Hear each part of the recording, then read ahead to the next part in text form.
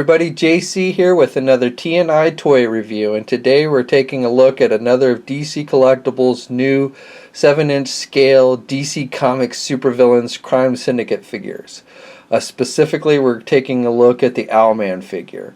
Now these Crime Syndicate figures are based on their new 52 appearances.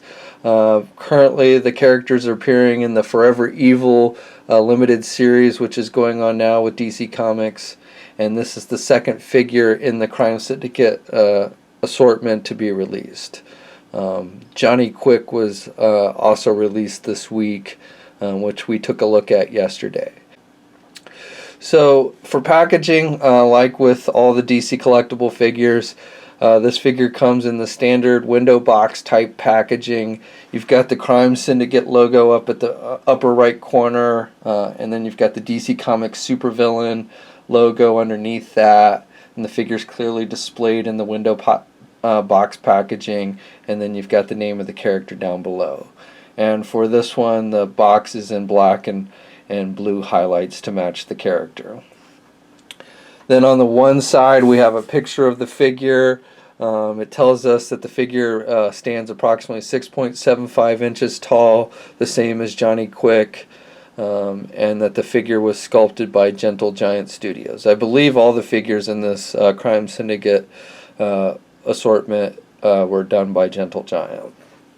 Then the other side we have shaded in picture of the character, and then on the back we have a brief bio about the Crime Syndicate and Owlman, and then the other figures in the wave. So as I said, Deathstorm I believe should be released later this month, and then we'll get Power Ring, Ultraman, and Superwoman next month. And Johnny Quick is the only other figure right now in the Crime Syndicate wave that is out. And both of that and this Owlman figure hit comic and specialty shops today, or this week. Okay, so let's get this figure open and take a look at what's inside. Okay, so here's a look at the figure outside of the packaging. For the most part, I think they've done a very good job of capturing the look and feel of the Owlman character as he appears in the Forever Evil comic book series. He's also got very nice articulation, just like with Johnny Quick, which we'll go over in more detail in a few minutes here. But definitely, just like with the Johnny Quick figure, we see that they've stepped up the articulation quite nicely on this figure. I will say I'm not a huge fan of the overall Owlman concept. I know he's like an evil version of Batman, and they were trying to kind of keep something similar to a bat, but wanted to be different, I guess. So they came up with an owl. But to me, it just really doesn't have the same ring to it. But still, if you like the Owlman character, then I think they've done a good job of capturing the look and feel of that character. He's got like this owl-shaped type helmet type mask that he wears, so he's got like looks like feathers going down towards the back. Now the helmet is a hard plastic, and the way it's sculpted, it prevents him from really being able to put his head back any, but the detail is really nice, and you can kind of like see feathers sculpted on the side as well.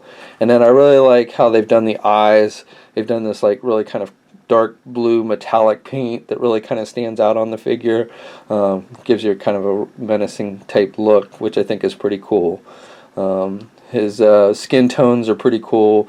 His detailed. You can see his lips have the darker color, which is pretty reminiscent of what you see in the comic books.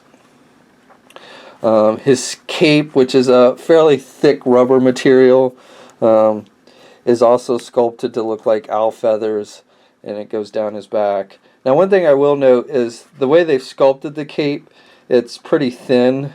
It's not a very wide cape, whereas in the comics, most of the scenes I've seen him in, his cape is fairly wide, and I just think it would probably look a little better if the cape kind of covered his body more. Another small drawback I have for this figure is they've sculpted both of the hands in closed-fisted position, so he can't hold anything, and he doesn't come with any accessories at all. It would have been cool if maybe they had sculpted one hand a little bit open so he could hold like I guess they're called owl rings or something, basically a batarang, but they're shaped more like of an owl that you see him use in the comics. That would have been kind of a cool accessory to have. But as it is, this figure comes with no accessories and he's not able to hold anything. So as was mentioned on the packaging, this figure does stand at about 6.75 inches tall. He is just a bit shorter than the new 52 version of Batman from DC Collectibles. Batman's just a little bit taller with his ears. And then here he is next to his teammate Johnny Quick, and they are about the same size.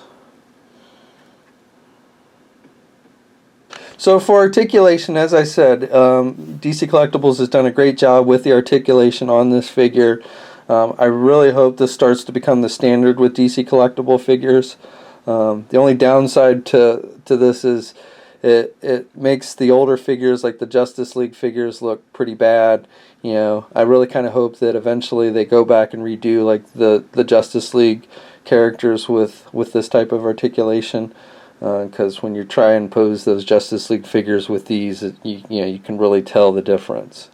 But let's just go over the articulation points real quick. For the head, he can look left and right. The head's on a ball joint, so he also has some tilt. You can kind of tilt to the left and right. He can look down some. As I pointed out before, because of the way the helmet's sculpted, he can't really look up at all. The arms are attached at the shoulders with standard ball hinge joints. He can get his arms out really good, and he's got good rotation. And the cape, again, because it's just a rubber type material, it doesn't really prohibit the movement of the arms at all. He's got the bicep swivel, and then he's got a single hinged elbow, but he's got good bending at the elbow. And then he's got swivel hinged wrists, so he's got that up and down movement with the wrists. And again, the only downside here is, again, the hands are sculpted closed, so he can't hold anything. It would really be nice if they had made it so he could at least hold something in one hand. He's got the ab crunch, which is nice. He can look back good. And again, the cape doesn't really prohibit that at all. And then he can look down pretty good as well at the ab crunch. You can see the pins on the side, but it doesn't bother me too much. You know, I'm glad that they gave him that ab crunch. He's got the swivel at the waist, and then his legs are attached with ball joints, so he can do the splits pretty good. He's got the swivel at the thigh. He's got double hinged knees, so he's got really good bending at the knees. And then he's got the ankle hinges and pivots, so he's got good up and down, and he's got the pivot at the ankle, which is nice. And he's got peg holes on one of his foot. So that's my review. Overall, I think this is a really nice figure. I really like what they've done with the articulation on this figure. Looks very true to what we see in the comic books, so the detail and the sculpting are all very nice.